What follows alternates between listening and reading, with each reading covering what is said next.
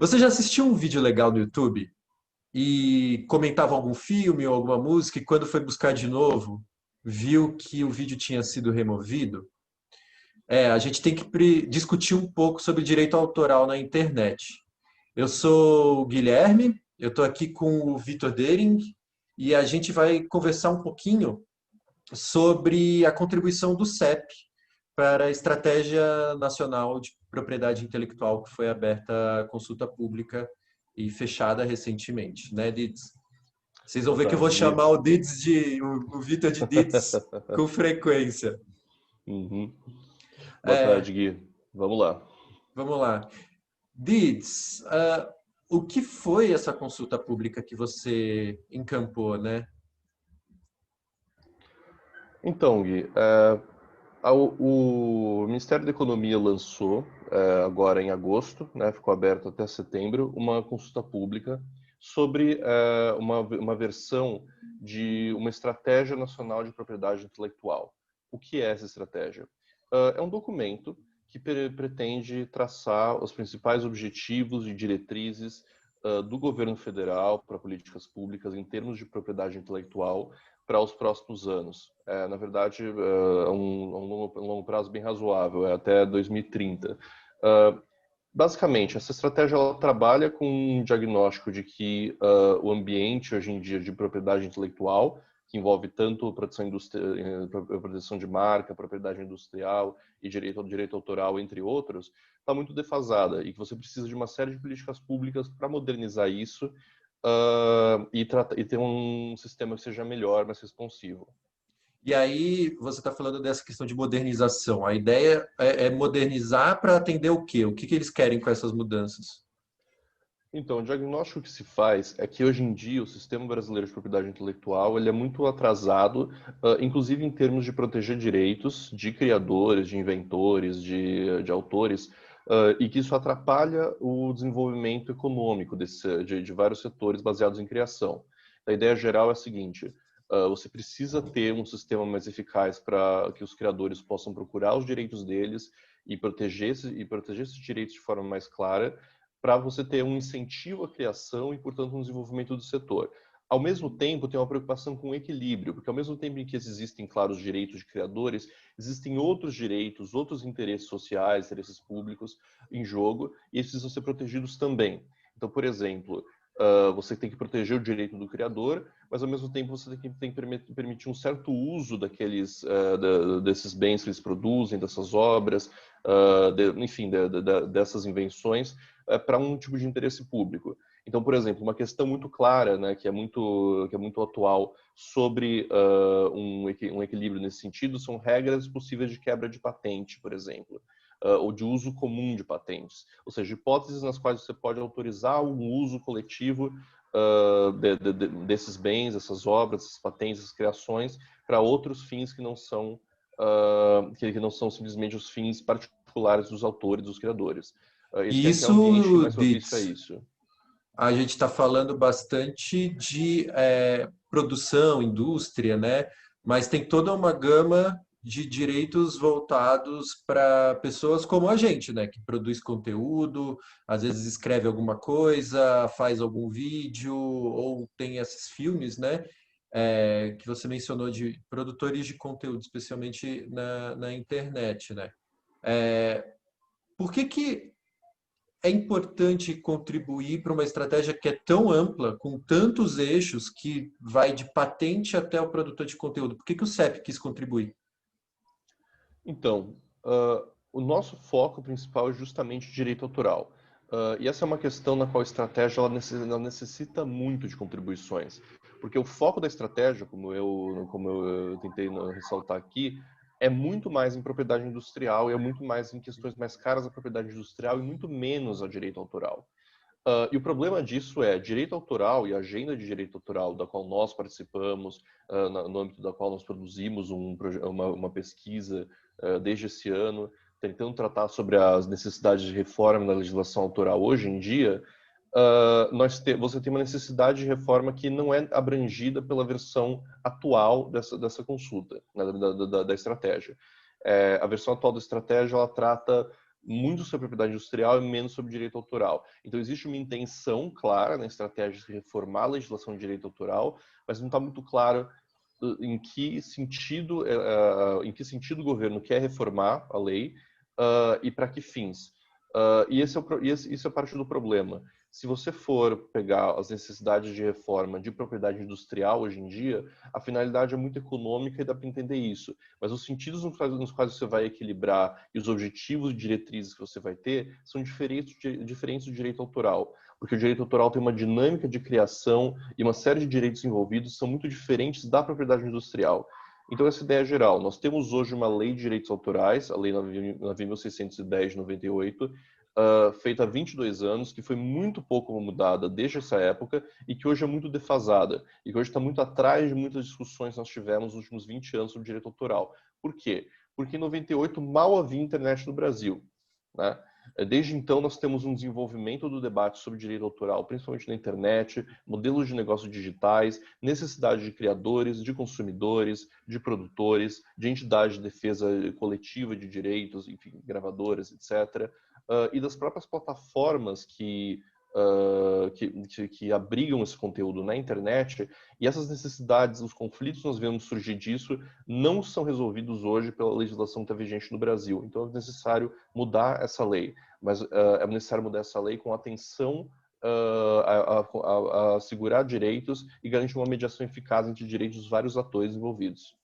Lides, eu tive essa oportunidade então de ler a nossa contribuição que está nas nossas redes sociais, né? O que a gente submeteu para o governo e o que a gente espera que ajude a orientar essa reforma, essa modernização que você falou da propriedade intelectual, né?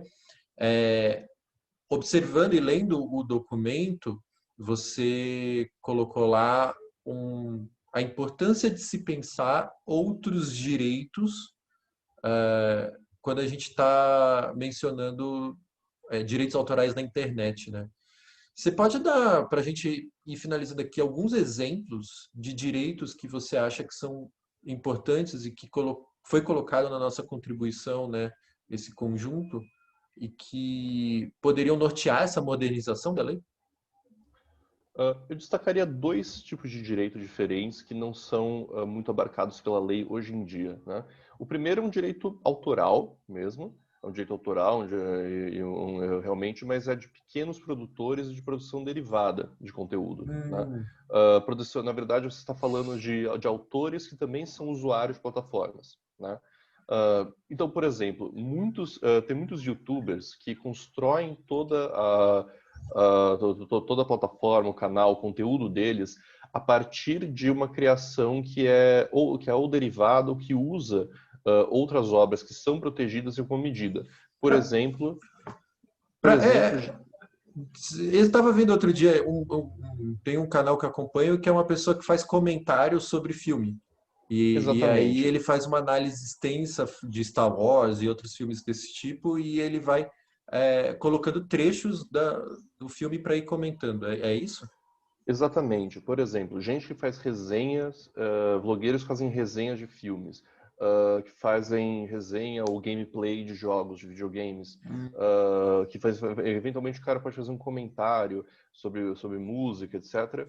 Ou às vezes ele usa aquele conteúdo para uma finalidade que não tem nada a ver com isso. Pode ser crítica social, pode ser comentário, pode ser uma brincadeira, pode ser uma paródia. Pois bem, então, esses usuários também são criadores, eles também estão criando alguma coisa. E existe a necessidade de se reconhecer que esse tipo de criação, esse tipo de criação, ele pode ser feito de uma forma lícita também. Porque é o que acontece. É muito comum que aconteça que as plataformas digitais, como o próprio YouTube e outros também, eles têm algoritmos para detectar preliminarmente se os vídeos que passam lá reproduzem alguma outra obra que seja coberta por direito autoral. Ou às vezes você pode até denunciar, o autor pode ir lá e denunciar aquele conteúdo e pedir para que ele seja derrubado. Pois bem, se você não tem regras claras, como você não tem hoje no Brasil, sobre em que termos é permitido, é possível usar esses conteúdos de forma derivada, etc., a tendência é que esses conteúdos sejam mais e mais derrubados, que haja muita insegurança sobre em que termos eles podem ser usados. Daí você vê uma tendência que, com certeza, quem está nos assistindo já vai ter visto isso, vídeos no YouTube que às vezes tem um filtro ou tem a imagem reduzida. Aquilo lá é feito para driblar o filtro de inteligência artificial da plataforma, né? Para que o vídeo não seja derrubado. Ou, enfim, ou porque aquilo Ou pode ferir os termos de plataforma.